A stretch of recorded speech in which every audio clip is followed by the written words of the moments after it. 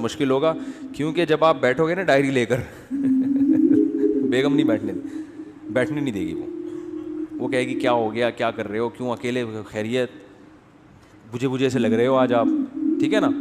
تو بیگم کو بھی ڈائری دے کے دوسرے کمرے میں بٹھا دو, بیگم تم بھی اپنا ایک ویژن بناؤ, میں نے دنیا میں کرنا کیا ہے. تو پہلے نا ڈائری لے کے تنہائی میں آپ بیٹھ جائیں, کوئی بھی نہ ہو, بالکل فریش ہو اس وقت, کسی چیز کی چاہت نہ ہو کہ پان کھانے کا دل چاہ رہا ہے, گٹکا کھانے کا, وہ گٹکے مٹکے پان سگریٹ سب فارغ ہو کے بیٹھو. کرو گے نہیں کرو گے, میں بتا دوں وقت سننے کے لیے تیار ہیں. ڈائری لے کے آپ بیٹھ جائیں اور پھر آپ کہیں یار میں نے دنیا میں کرنا کیا ہے, ایسے ہی جیسے میری زندگی گزر رہی ہے ٹھیک ہے, بالکل اسی طرح زندگی گزارنی ہے یا کچھ کرنا ہے. تو آپ کو بہت سارے شعبے نظر آئیں گے جس میں آپ کو سرسری غور سے معلوم ہوگا کہ یار ان شعبوں میں مجھے آگے بولو بھائی بڑھنا ہے. کچھ تو کامن چیزیں وہ میں جو سب کے لیے وہ میں بتا دیتا ہوں. کچھ چیزیں تو آپ کی پرسنل ہوں گی, یار میں نے یہ بھی کرنا ہے, وہ میں نہیں, وہ تو آپ خود سوچو گے. کچھ چیزیں تو ایسی ہیں جو دنیا میں ہر پاگل سے پاگل آدمی کہتا ہے کہ یہ تو سب نے کرنا ہی ہے. ان میں سب سے پہلی چیز ہے صحت. ویسے تو سب سے پہلی چیز ہے اسلام, اللہ کے لیے کیا کیا, لیکن میں صحت کو اس لیے پہلے نمبر پہ کہ اسلام پر عمل بھی صحت کے بغیر ممکن, کیونکہ جب بیمار ہو گئے نا تو وہ کچھ بھی نہیں کر سکو گے پھر. تو بیمار ہونے سے پہلے صحت کی حالت میں اتنا کچھ کر لو کہ بیمار ہونے کے بعد حسرت اور افسوس نہ رہے. اس لیے میں صحت کو پہلے رکھ رہا ہوں, ورنہ پہلے تو دین ہے نا.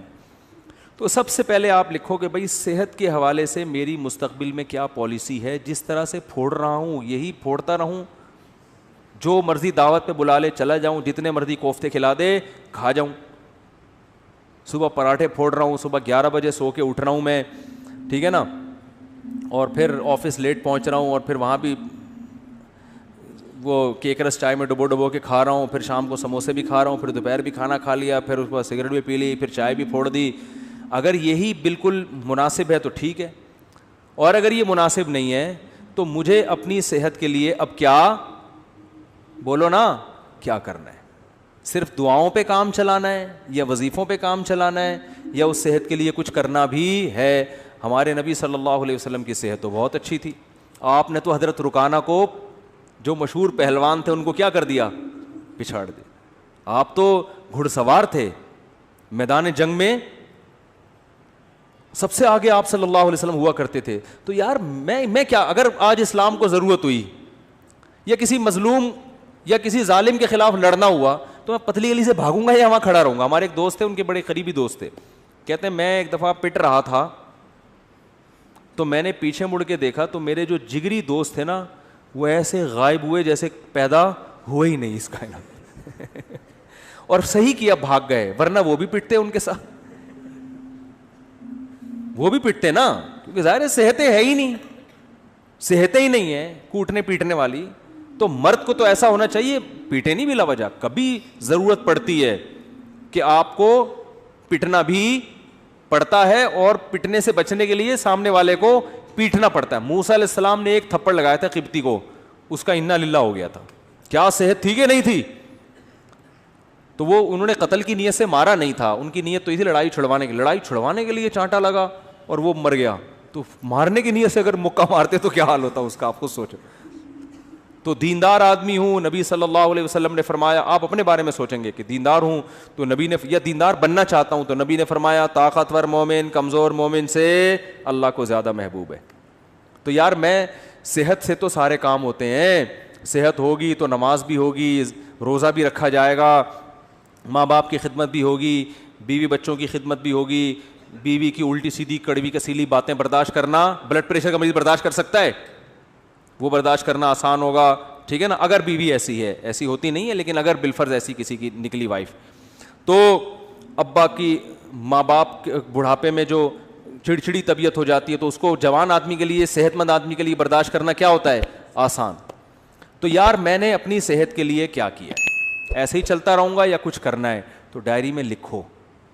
تو صحت کی بھی موٹی موٹی بنیادی چیزیں بتا دیتا ہوں کہ بھائی 40 سال سے میری عمر زیادہ ہو گئی ہے, تو اب سب سے پہلے تو کولیسٹرول چیک کرنا ہے, لیول بڑھا ہوا تو نہیں ہے, بلڈ پریشر چیک کرنا ہے نارمل ہے کہ نہیں ہے, یہ 2 چیزیں تو ہے نا. شوگر کا ٹیسٹ کروانا ہے کہ شوگر کی طرف تو نہیں جا رہا معاملہ, کیونکہ یہ اسی وقت پھر آدمی آہستہ آہستہ جانا شروع ہوتا ہے. تو بھائی اگر ہے تو ابھی احتیاط کرو.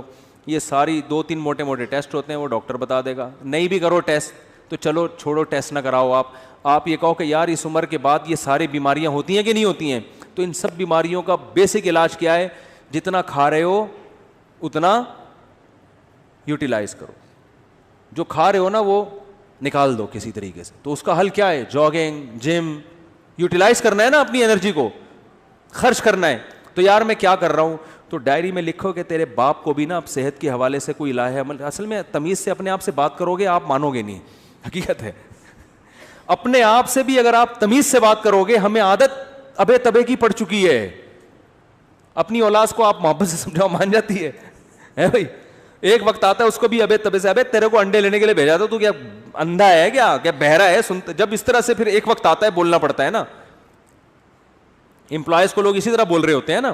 تو آپ نے اپنے آپ سے ابے تبے سے بات کرنی ہے کہ بھائی تو ایسے ہی چلتا رہے گا یا انسان کا بچہ بننے کا تیرا پروگرام ہے کہ نہیں. تو بننے کا پروگرام ہے تو آج سے تھوڑا خوراک کا شیڈول کیا کرنا ہے؟ ایکسرسائز کرنی ہے, صبح اٹھ کے جاگنگ کرنی ہے, کبھی کبھار جم بھی جانا ہے, اور رات کو جلدی سونا ہے. رات کو دیر سے سونے والوں کو شوگر بہت جلدی حملہ کرتی ہے, ڈپریشن میں جاتے ہیں. رات کو جلدی سونے کا کیا, یہ جو ہے نا عشاء کی نماز کے بعد موبائل اب بند, یہ لاک کر کے لاکر میں رکھ دینا ہے اس کو. عشاء کے بعد موبائل ہاتھ میں نہیں آئے گا. وہ ہر ایک کی اپنی الگ ترتیب ہو سکتی ہے, میں تو مثالیں دے رہا ہوں. آپ عشاء نہیں تو 9 بجے کر لو, 10 بجے کر لو, 11 بجے کر لو, کوئی ٹائم تو یہ تو نہیں کہ ساری رات بیٹھا ہوا ہے موبائل پہ, تو پھر تو قبر میں لے جائے گا یہ موبائل تھوڑے دنوں میں. آنکھیں الگ خراب ہوں گی, دماغ الگ خراب ہوگا, اس کی ریس سے جو کچھ ہو رہا ہے سب کو پتہ ہے کیا ہو رہا ہے. تو سوچنا ہے میرے بھائی, سوچنا ہے. پھر آپ نے یہ سوچنا ہے کہ یار عبادت کے حوالے سے کیا کرنا ہے. نماز, اپنے آپ کو نمازی بنانا ہی ہے, بنانا بھی ہے کہ صرف بیانات ہی سنتے رہنا ہے ساری زندگی. اب کچھ عمل بھی کرنا ہے کہ نہیں کرنا. تو اسلام میں سب سے پہلے کیا ہے؟ بولو نا بھائی, نماز ہے. یار تکبیر اولا کا پابند بنانا ہے, تو یار پابندی ہو نہیں رہی, سستی ہوتی ہے, تو بھائی پینلٹی لگاؤ اپنے اوپر. لکھو کہ ایک نماز ضائع ہو گئی تو اتنے روپے صدقہ کروں گا. پینلٹی لگاؤ اپنے اوپر. کچھ تو ہلو تو ٹھیک ہے نا, کچھ تو کرو بھائی. ایسے ہی تھوڑی چلنا ہے کہ یار پینلٹی لگاؤں گا, فجر قضا ہو گئی تو اتنے روپے صدقہ کروں گا, ظہر قضا ہو گئی تو اتنے روپے. اس طرح آہستہ آہستہ پھر جو ہے نماز کے علاوہ پھر کوئی کسی میں کوئی اخلاقی برائی ہے خدا نخواستہ, کوئی بد نظری کی عادت ہے, یہ کوئی اور برائی ہے, تو یار یہ برائی چھوڑنی ہے. سگریٹ کی عادت ہے, گٹکے کی عادت ہے, ابے کیا ساری زندگی سگریٹ پیتا رہے گا؟ دیکھا نہیں ہے ہر ڈبے پہ لکھا ہوتا ہے خبردار سگریٹ نوشی صحت کے لیے مضر ہے. ہر ڈبے پہ لکھا ہوتا ہے. تو کیا اندھا ہے, تجھے نظر نہیں آ رہا یہ؟ نہیں بھائی, نفس کہے گا یار میں نہیں چھوڑ سکتا, یار میں تو ایک دن نہ ملے میرے تو پاگل ہو جاتا ہوں. تو یار کسی ڈاکٹر سے رابطہ کرتے ہیں کہ ڈاکٹر صاحب میں سگریٹ چھوڑنا چاہتا ہوں, کوئی حل ہے, کوئی آسان طریقہ ہے, کسی سے مشورہ کروں, کوئی گائیڈنس لوں. ہلے تو نا, ہمت تو کرے. بہت سے ڈاکٹرز ہیں جو آپ سے سگریٹ چھڑوا دیں گے, اس کے علاج ہے, وہ آپ کو طریقہ بتائیں گے, کچھ ہمت کرنی پڑے گی. تو آہستہ آہستہ کیا ہوگا, پھر اسی طرح اپنے اس ویژن میں آپ نے کتابوں کا مطالعہ, یار اپنی نالج کو بھی کیا کرنا ہے, بڑھانا ہے. انسان کی پہچان علم سے ہوتی ہے کہ نہیں ہوتی؟ عزت علم سے ہوتی ہے. نالجیبل آدمی ہر جگہ عزت ہوتی ہے, یار اس کے پاس نالج ہے, معلومات ہیں. ڈاکٹر ذاکر نائک کو لوگ کیوں سلام کرتے ہیں؟ نالج ہے یار, حوالے ہیں. کوئی ہسٹری میں ماہر ہوتا ہے, کوئی قرآن و سنت میں ماہر ہوتا ہے, کوئی میڈیکل سائنس میں ماہر ہوتا ہے. تو بھائی اب ڈاکٹر تو ظاہر ہے جو بننا تھا وہ بن گیا. اب آپ نے کچھ کامن نالج ہے جو سب کو سیکھنا ضروری ہے. ہسٹری کے بارے میں سب کو معلومات ہونی چاہیے کہ نہیں ہونی چاہیے؟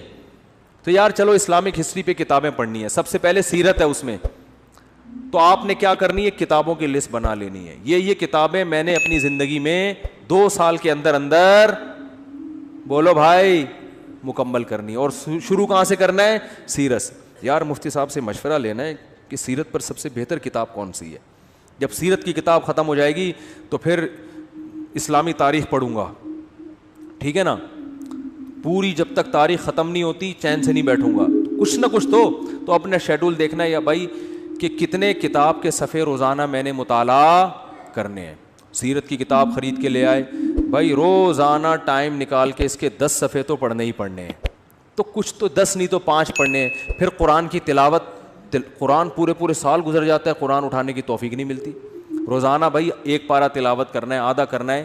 تو میں نہیں کہہ رہا کہ ایک ہی دن میں آپ بہت بڑے ولی اللہ بن جاؤ گے اور آپ ڈائری لے کے بیٹھے اور آپ کی میں انقلاب آ گیا اور آپ اگلے دن سے مطالعہ شروع ہو گیا اور صحت ہٹو بچوں, کولیسٹرول لیول ایک دم, پیٹ ویٹ توند الگ, بالکل فٹنس, اور ایسی کمر ایسی پتلی ہو گئی کہ CID والے بھی تلاش کر رہے ہیں تو ان کو کمر نظر نہیں آ رہی. ایک دن میں نہیں ہو جائے گا, لیکن جب اس طرح سے بیٹھنا سیکھو گے نا تو ایک دن, 2 دن, 3-4 دن تو صرف خواری کے علاوہ کچھ بھی حاصل نہیں ہوگا.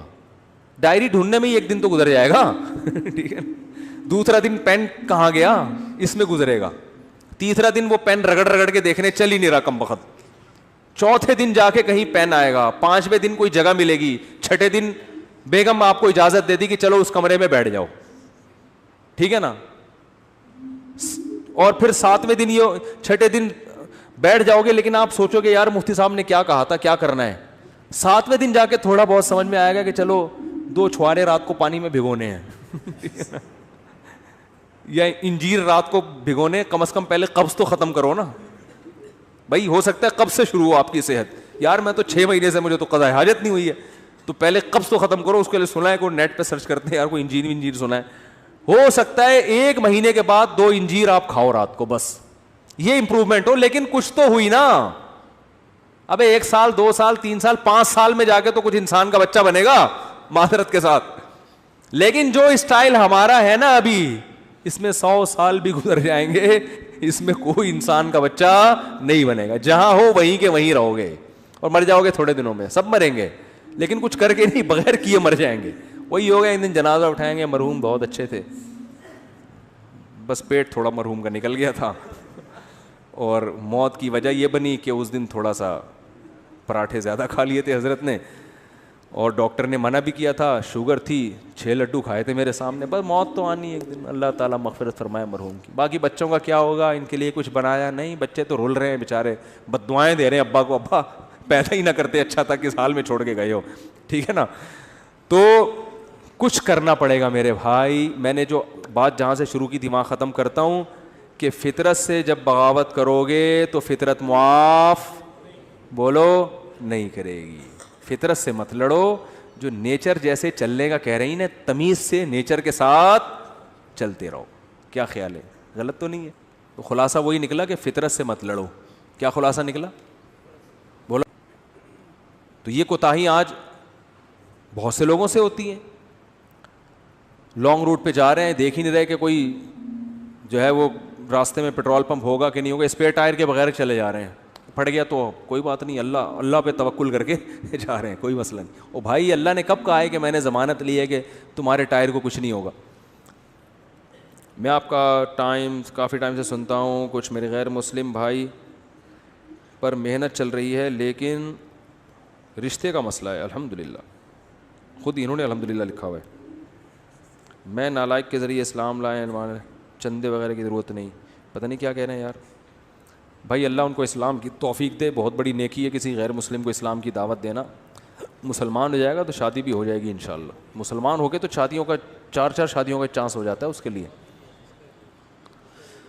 مفتی صاحب اگر کوئی غصے میں بول دے کہ خدا کو نہیں مانتا تو کیا اسلام سے خارج ہو جائے گا؟ جی ہاں, اسلام سے خارج ہو جائے گا, اس کا نکاح بھی ٹوٹ جائے گا. انہوں نے پوچھا ہے, ٹوٹ جائے گا نکاح.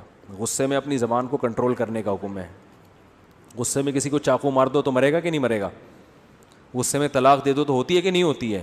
تو غصے میں کفر بھی ہو جاتا ہے, اگر بول دیا تو کافر ہے.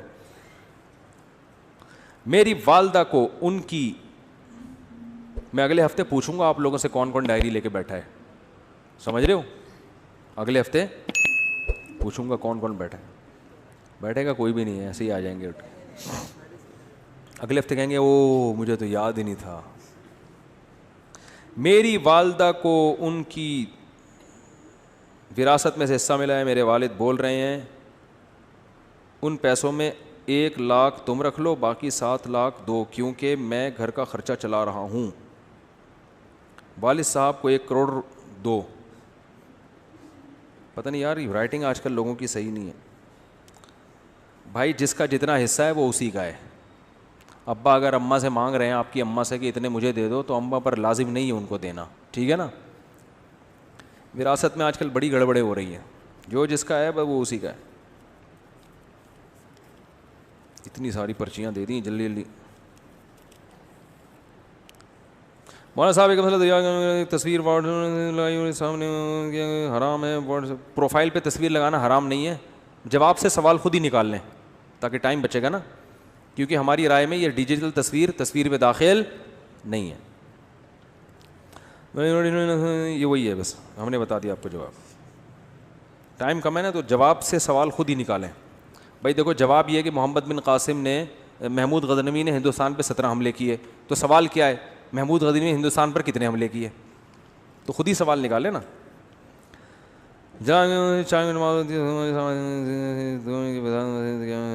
نئی مسجد میں دوسری جماعت ہماری رائے میں ٹھیک نہیں ہے. کمپنی میں نماز پڑھنا جائز ہے, ہاں کمپنی میں پڑھ سکتے ہیں. مفتی صاحب ہماری کمپنی میں ایک,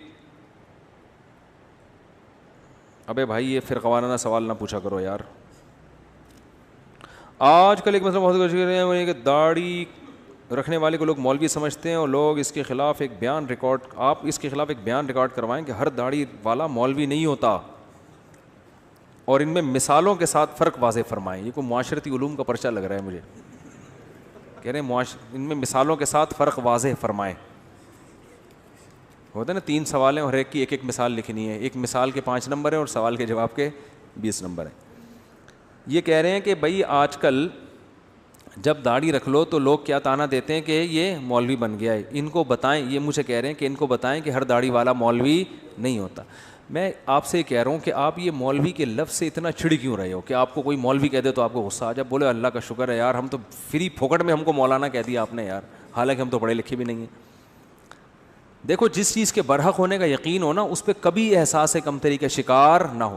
میں اپنی بات آپ کو بتاؤں, مجھے مولوی پن سے اتنی اللہ معاف فرمائے احساس کمتری اور نفرت سی تھی جو غلط تھا, کہ ہمارے اسکول میں 14 اگست پہ ایک پروگرام ہوا 5ویں کلاس میں.